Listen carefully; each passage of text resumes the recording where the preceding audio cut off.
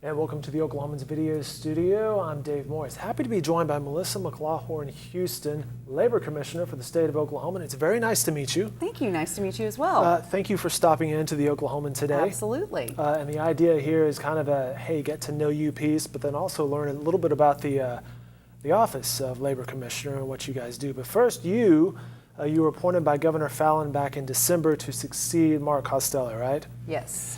Yes. How has it gone so far? You know, it has gone really well. I have learned a lot about the agency, so I appreciate the opportunity to be here today because it was an agency that I wasn't as familiar with.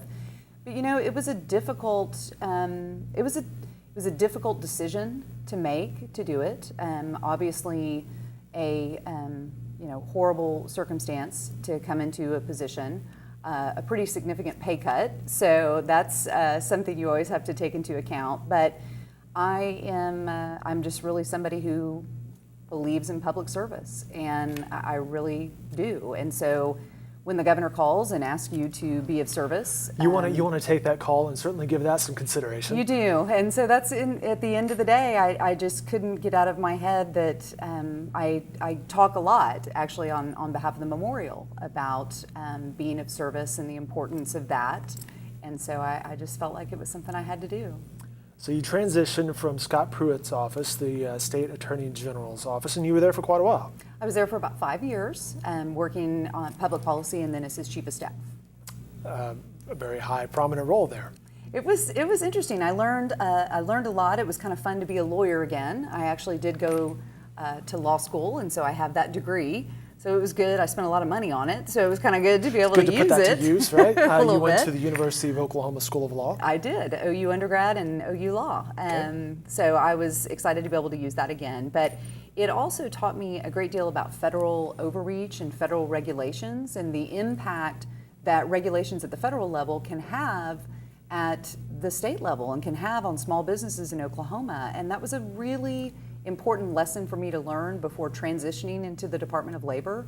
I don't think I would have had as much of an appreciation for the impact of regulation had I not had that experience. And is that confusing for small businesses when they have to deal with federal regulations as well?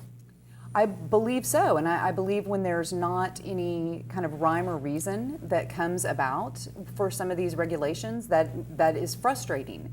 The process is very convoluted, and that is something that I have brought with me, so that we're in the process of opening up all of our administrative rules. We're doing a lot of new rulemaking, and so making sure that that process is as open and transparent and the stakeholders have repeated opportunities to be involved. I mean, all those things are very important lessons that I learned through the Attorney General's office.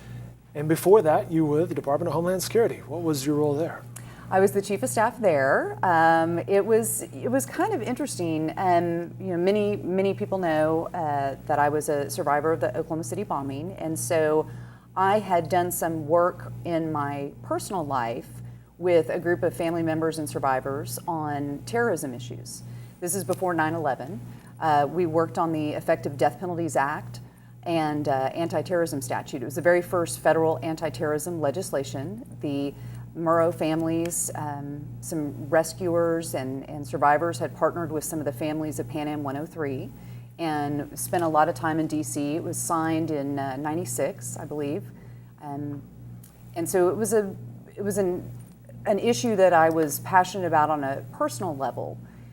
And so after 9/11 happened, I received a call from then Bob Ricks, who was the Commissioner of Public Safety at the time for Governor Keating, and he said, we're going to have to set up this new entity. I mean, we didn't even have the term Homeland Security at that point. We're going to have to set up this entity, and I'd really like you to come help me set it up. And I said, well, you know, I don't want to work for the state. I mean, gosh, I want to work in the private sector. I don't want to, you know. But again, I believe in public service, and when you get that call and asked to be of help to the state, I accepted the position, and so we helped establish the Office of Homeland Security. This is actually before the Federal Department of Homeland Security was created. An incredible opportunity. By the time I left, we were administering about $170 million on behalf of the state of Oklahoma.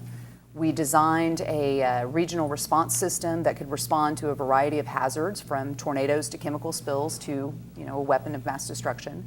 We designed an interoperable communication system so our law enforcement and first responders could communicate. But the most important thing I learned through that position was that I didn't have to be an expert. So I'm not a cop, and I'm not a firefighter, and I'm not an EMT, but I could listen to those people who were, and I could help to hear what it is that they needed to do their job, and to take that information and translate it into policy or statute or grant programs and help design a system that helps them to do their job better. So I didn't have to be the expert, but I had to listen to the people who were, which again has helped me in my current position where I don't know anything about elevators and boilers, but I'm able to listen to the people that do and help them to do their job better. So it was a great experience. We are chatting with Melissa McLawhorn Houston. Very nice to have this conversation, and that transitions nicely into tell us more about the Department of Labor. So the Department of Labor, again, I mean, like many people, I did not know a whole lot about the agency when I started, but we focus really on kind of three primary areas. One is some wage and hour issues when employees are not compensated for work that they've already done. These are the same cases you can actually bring in court with a private attorney. But, you know, if it's a couple $100, it might be difficult to get an attorney. You know, it might not be worth it to hire a private attorney. But a couple $100, you know, that's someone's electric bill. That's food. I mean, it's a very important function that we have. From there, we have two primary functions that we address. One is safety, workplace safety, and the other is the regulatory environment. So on the workplace safety piece, again, that kind of divides into two further areas, whether you're a public employer or a private employer. If you are a public employer, we are the enforcement arm. Schools, city, state, county, we're the ones who will go in and investigate workplace safety issues that might be taking place and help to correct those and take care of those issues. For the private employers, however, and this is really important right now, really timely right now, OSHA has recently announced, just within the past couple weeks, that they intend to raise their penalties almost 80%. I mean, huge increase in OSHA penalties. So what we can do for the private sector is we can actually partner with them and walk through an OSHA consultation with them. So we can come in and say, here's what we think would come up in an OSHA inspection. Here's what OSHA might be looking at, Exactly. what you might get dinged at on this. Absolutely. We can do that confidentially. We can do that free of charge. So it's an incredible resource, especially as these businesses are facing this almost 80% increase in penalties. It's really a great time for them to give us a call at the Department of Labor, have our consultants who are able to come in and walk alongside them, and we can do a whole business. We can do just one process. Maybe there's one new area that they've added on since their last OSHA inspection and would like to know about. And if they make the corrections and have a great safety record, we even have something that's called a SHARP designation, which allows them to get a waiver from an OSHA inspection, I think up to like 3 years. Just because they've gone through this with you guys. Yeah. And you know, most businesses, I mean, they want to do the right thing. They want their workplace to be safe. And so we have the resources and the personnel who are trained in that area who can come along and help them. So something I really encourage people to look into. And what sort of businesses can take advantage of this? Any business? Any business, but it's really, we have to prioritize those with those kind of high hazard areas. So construction, manufacturing, you know, things like that, where you have a little bit more, I mean, a law firm probably would not be as much of a high hazard area, at least, you know, in the physical sense. So focusing on those areas, but any business calling in, we will certainly take those calls and help triage them. And we provide some consultation programs. We have industrial hygienists that can come in and test sound levels, that can test, you know, different air and things like that. So even if it's not a full OSHA inspection, there are still some resources that we have that can help a variety of businesses. So great resource. The final area that we have at the Department of Labor is our regulatory and licensing area. And this is probably the one area my kids get, because we actually go out and inspect and regulate elevators and amusement rides. Roller coasters. The roller coasters, that's the one that our sons get more than any other. Mommy goes and inspects roller coasters, but It's the coolest job ever. they pretty much think that is cool. But we also do boilers, and we do commercial hot water heaters and CNG pumps. So any of the CNG pumps you pull up to, we regulate those and calibrate those. And we have a licensing piece, so alarms, locksmiths, sprinklers. I mean, it is an enormous amount that really takes place at the Department of Labor that people are just not aware. That's a huge footprint too. I mean, Really is. covers a lot of things. Really is. Unfortunately, same as every other agency, not enough staff, and the staff we have aren't paid at a level that I would like. Because of that, they keep getting poached by the private sector. So it's kind of a constant struggle, but it's kind of state government. I was doing some research in our archives. We're talking with Labor Commissioner Melissa McLawhorn Houston. You spoke earlier this spring, I believe, to 700 people in McAfee and Taft, I believe. What were some of the questions that were thrown your way at that? What are things that people are interested in? I think right now probably the two biggest areas that we're getting the most calls on, one is the OSHA penalties and the increase, almost an 80% increase in penalties. Last year, through our OSHA consultation program, we saved small businesses $7.5 million in OSHA penalties. Now, if that goes up 80%, I can't do that math because I went to law school, but it's a significant amount of money Huge. that the state businesses are facing. So we got a lot of questions about that, when that might take effect. The other area that we hear a lot about is the Fair Labor Standards Act, which is the overtime rule. That's really the one that a lot of people in the business community are expressing concern about. And that's coming up, right? I believe that is sometime this summer, right? It is. They published the rule this summer. A lot of this actually happened before I came into office, where they published the rule and you have so much time to comment, and I don't know if the state commented or not, but then they've published kind of their almost interim final rule this summer, and it takes effect in December.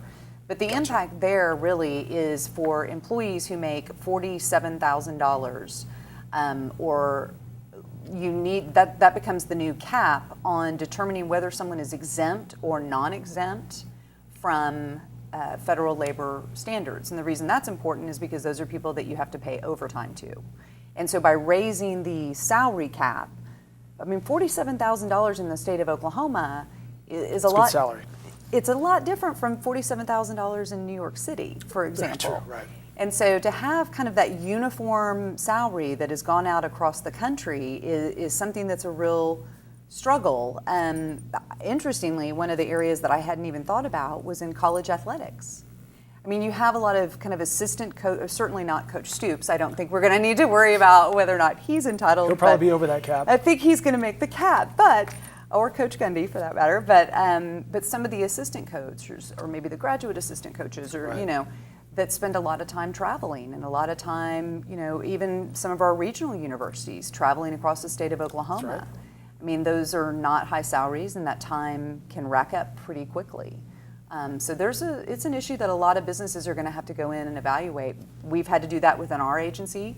I had about 5 employees that, based on the guidelines, I had to make a determination. Where's the salary cap? Are they entitled to overtime? Do they fit within the criteria? Do they not? So it's going to be an evaluation in a tricky time for some businesses. It's interesting stuff. You can learn more. They do have a website, of course, for this, ok.gov/ODOL, Oklahoma Department of Labor. You mentioned the kiddos. They're going back to school. Are they excited? Are you excited? I know, they're excited. Mom is a little nervous. My husband, Ben Houston, is incredible, and he is constantly reminding me that it's okay. It's Let them grow up. It's okay. good. They're going to grow up. This is a good thing for them. But yes, we have our oldest is getting ready to start 6th grade. So the first year in middle there, school. right? Yep. I know. The issue this week has been he's joined the cross country team, Great. which is wonderful.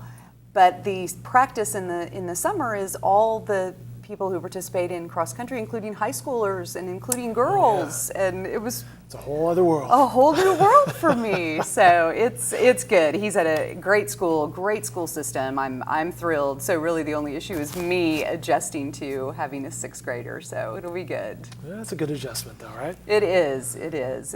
It's great. And luckily my husband keeps reminding me this is a good thing. So Very good. She's Melissa McLawhorn Houston, Commissioner Houston, if you will. yes. Thanks so much for stopping in. Enjoy Thank the you. conversation. Absolutely. It was great visiting Yeah, with you. best of luck moving forward. Thank you. Appreciate it.